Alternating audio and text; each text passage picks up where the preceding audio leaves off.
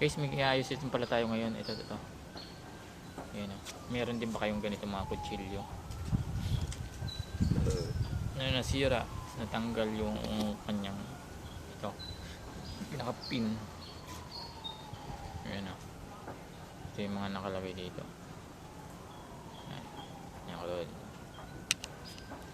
Ayusin natin ito. Kaysa talian natin ng goma. Ito lang. Let's go. Ang gamit sa panglagari, ito lang yung nakita ko. Yan yung putol na lagaring bakal. Ito na lang yung gagamitin natin. Pwede naman ito eh. Ito pala guys, gagamitin natin yung yung kawayan.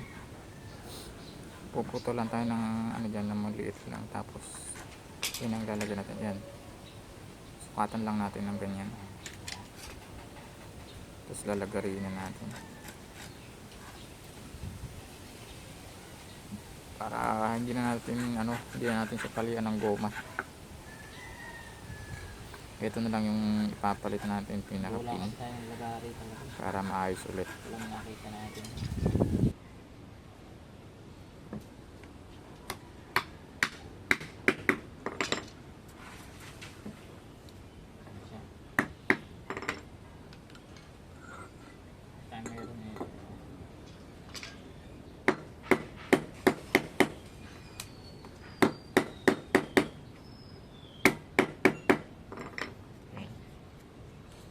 So ito naman ang sunod na isa.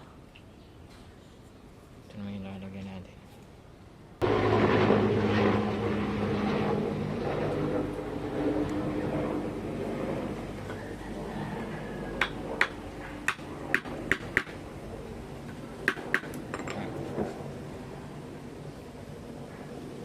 Okay na siya.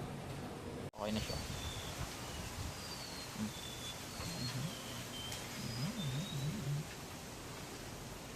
siya.